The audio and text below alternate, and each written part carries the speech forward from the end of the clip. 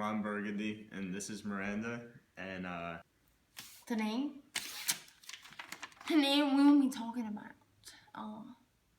the Protestant and Catholic Reformations, how they fundamentally changed theology, religious institutions, and culture.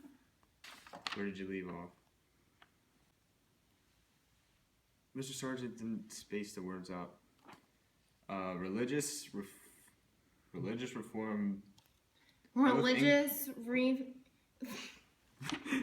reform both increased state control of religious institutions and provided justifications for challenging state authority. The subtopics are monarchs and princes, such as the English rulers, Henry VIII and Elizabeth I, initiated religious reform from the top down magisterium. In an effort to exercise greater control over its religious life and morality. Some Protestants, including Calvin and Anabaptists, refused to recognize the subordination of the church to the state. And lastly, religious conflicts became the basis for challenging the monarch's control of religious institutions.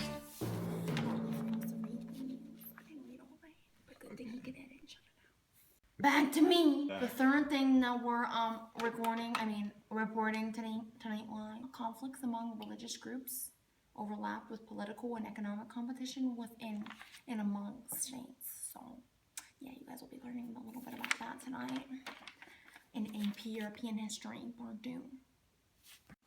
Hey guys, I'm going to be talking about Christian humanism. So it was a quick spread from Italy to Northern Europe from trade and newer writings made available from the printing press. Northern humanists focused on classical Greek and Roman works and on cultural and educational reform. They criticized some medieval practices of the Catholic Church, calling for an internal reform. Christian humanists critiqued abuses and corruption of the Catholic Church, but did not want to break away from it. They just pushed for reform that would combine Christian and classical practices and values. Erasmus, known as the father of Christian humanism, translated the New Testament from early Greek manuscripts and rooted for an educational approach to Christianity. He stressed simplicity and critiqued external trappings of the Catholic Church like veneration of saints. He satirized many churchmen for their abuses in a book called In Praise of Folly. Sir Thomas More was another prominent Christian humanist. He was an English scholar, government official for Henry VIII, and he wrote the book Utopia, which was basically a modern version of a socialist society. He was devoted to the Roman Catholic Church, and he did not support when King Henry wanted to break from it. What fueled the Protestant Reformation was corruption within the Catholic Church. I'm going to talk about a bunch of factors that fueled the Protestant Reformation and led to it.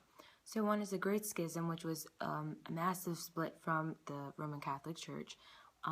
Common clerical abuses like fathering illegitimate children, unethical businesses and financial dealings, selling leadership roles to wealthy noblemen and businessmen, which is called simony, and it can lead to pluralism, which is holding of several positions of the church by wealthy church leaders, but then that would also lead to absenteeism, which is when church leaders wouldn't show up to work or go to work because of non-good reasons or reasons that weren't valid. And also, Martin Luther's number one reason for not wanting to be a part of the Roman Catholic Church anymore and not liking it anymore was the selling of indulgences, which we know is when you can buy pardons for relatives or family members into heaven or for their sins. Alright, so Martin Luther did not get along with the Catholics. He criticized the authority of the Pope and the Church. He pointed out all of their flaws in his 95 Theses. He upset the Church by retranslating the Bible, but not just into Latin. He translated it into German so that it would be more accessible to the people. He created Lutheranism. Lutherans believed that the Bible is the supreme authority rather than the Pope or the Church. John Calvin created Calvinism. Calvinists believe in predestination, the belief that God has everything already decided no matter what choices you make. The Anabaptists were mainly the lower class. They believed that Christians undergo spiritual rebirth and then must be baptized into the church. Their ministers were chosen from the congregation because they were all considered priests. They wanted complete church and state separation. and holistic view of the Catholic Reformation.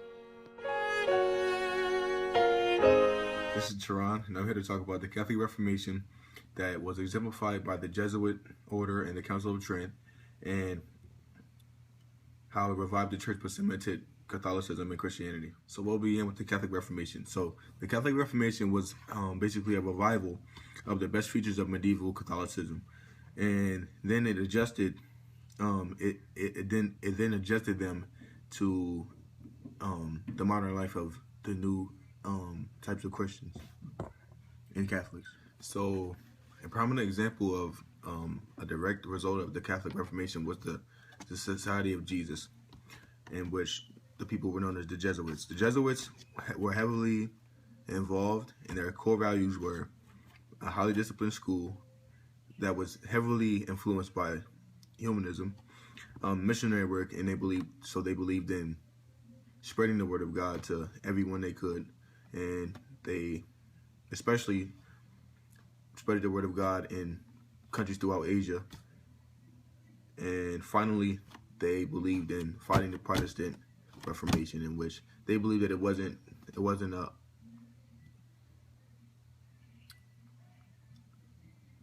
positive direction for the church. They felt that it was unholy for what they were pronouncing as true. So after much Protestant Reformation, the Pope Paul III, he formed a committee of church leaders who created the document of the Council of Trent. The Council of Trent essentially encompassed a reaffirmed connection within the church. So they certified the division between Catholicism and its division within Christianity. So today I will be talking about how monarchs and princes created religious reforms to get control over religious life and morality of people. I'll be focusing mostly on Henry VIII and a little bit on Queen Elizabeth I. First off, King Henry VIII wanted to split from the church because the Pope at that time would not allow him to get a divorce with his first wife. In 1534, King Henry decided then to split from the Roman Catholic Church and then create a new church called the Church of England. In this new church, it was set up like a hierarchy, just like the Catholic Church, except in this, instead of having a pope at the top, the monarch at the time, which was King Henry, would have all power and control over everything. Underneath him would have been the Archbishop of Canterbury and the Archbishop of York. These two had a similar role, except just where they had control over. With King Henry being at the top of the church and also being the ruler of the country, he had absolute control. He was now able to control people's religious life and also their life outside of their religion. After King Henry had died, his son Edward VI had taken control of England and was dealing with terrible times there. They were going through poverty and wars with Scotland, which left the whole country bankrupt, and also riots were breaking out everywhere. Only after 9 years of having the crown of England, Edward VI died and passed away of an illness. To take the crown of England would have been Mary. She is a ruthless ruler who was known for having hundreds of Protestants burned at the stake. After Mary was Queen Elizabeth I. She is considered England's most loved queen they ever had. When Queen Elizabeth was in power, it was considered a golden age. There she helped the country flourish, bring new arts and literature, and just helped the country grow as a whole. Divinity of the Church. In 1541, the Church accepted one of the pieces that he wrote, known as the Ecclesiastical Ordinances, as its new constitution, and he became city council, right? The church should have the ability to enforce rules and behavior, maintained John Calvin. He also believed that, and I quote, the church had the power, that God was the power, grace, and glory, and was absolute, and that he was omnipotent. He believed that the church should administer the sacraments and ultimately be responsible for the commonalities of the people. So he definitely believed that the church played a huge role in society. Now, to the Anabaptists. The Anabaptists was just a large Protestant group composed of many people, and they attracted mainly the people, the workers, of the middle and lower classes who were affected most by the economic change of the time period. These were the artists, these were weavers, these were different people that were specialized in trade. And the Anabaptists believed in Christian living. Unlike most Protestant groups, they actually did support the separation of state and church. But the only difference was that they did not acknowledge whether or not the church was any lesser than the state. In fact, they believed that the church was supreme over the state. Their ideas were that true Christian church was voluntary, and that what was most important to those who were involved in Christianity was their rebirth and baptism for adults, unlike some other Protestant groups, and that no one should be forced to accept the Bible, even though, of course, they believed that the Bible was supreme. And that is it, folks. Now you understand why these two people, John Calvin and the Anabaptists, refused to acknowledge that the church was any lesser than the state. They believed that it wasn't. Thank you, and that's it. During the Protestant Reformation in the 16th century, there was religious, political, and intellectual change that affected the European Catholic ways. Throughout the following years, it was a time period of reformers and disagreements. Such reformers like Martin Luther, John Calvin, and Henry VIII. These people argued for a religious and political redistribution of power into the hands of Bible and pamphlet-reading pastors and princes. They challenged the monarch's end authority. The disruption of the Catholic religion caused wars, persecutions, and the Counter-Reformation. Martin Luther was the start of the Protestant Reformation. He believed in people reading the Bible themselves without relying on the priests. This caused problems with the Catholic Church. As time passed, different ways of religion evolved. It took a while for the Catholic Church to fight back. In 1543, the Catholic Church finally came up with the Council of Trent. This ruled out Protestant connection and reinforced Catholicism.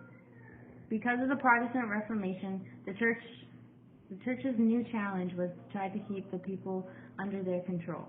Catholics did not want to lose their believers to Lutheranism, Anabaptism, or Calvinism. As these new religions spread across Europe, the only denial was in the French monarchy, which easily canceled out the possibility of Protestant conversion in France. It also failed in Spain because of the Spanish Inquisition, and in Italy. It was the north where the rise of the different beliefs succeeded. Therefore, during this time period, religion conflicts became a basis for challenging the monarch. So basically, the Habsburg rulers were Charles V, Ferdinand, Maximilian, Rudolph, Matthias, Ferdinand II, Ferdinand III, Leopold I, Joseph I, Charles VI, and Maria Theresa. The main idea behind our topic, which was that the Habsburg rulers didn't do too good of a job stopping the spread of Protestantism and unifying Catholicism throughout their empire. That's it. An example would be during the Diet of Worms when Charles V tried to get rid of Martin Luther and stop Protestantism and Lutheranism, to be specific. He was too distracted by all the wars going on, and Protestantism pretty much just slowly crept in, and before you knew it, yep. In 1562, religion caused a civil war within the French. The French kings had tried to stop the spread of Calvinism, but they were unable to. French Calvinists, also referred to as Huguenots, were causing Calvinism to spread. If we fast forward toward the end of the Civil War, around 1594, an edict became present, and this edict acknowledged Catholicism as the official religion of France. But it also guaranteed Huguenots that they would have the right to worship in specified areas that were dedicated to other religions to keep the peace within the French area. The edict was called the Edict of Nantes, which gave religious freedoms to those who had wished to practice. But the greatest advocate of activist Catholicism was King Philip II of Spain. He was the son of Charles V, and he had a goal to consolidate and secure all of the land which he had inherited from his father. He wouldn't allow the territories to follow anything but Catholicism, causing the Calvinists to revolt. During the revolts, William of Orange was trying to unite all 17 provinces. He decided that if he were to divide up the areas and give a different religion to each area, it would keep the peace within the people in the Netherlands. When Elizabeth came to rule, she liked to base the way she looked at religion on moderation and compromise. She changed a lot of the traditional titles and ways of worshiping. That way she would not offend all the other religions. Elizabeth ran with the differences of religions, and it proved that she had an adept in government and foreign policies and religious affairs, and she was a very strong leader whenever it came to allowing others to practice their religion.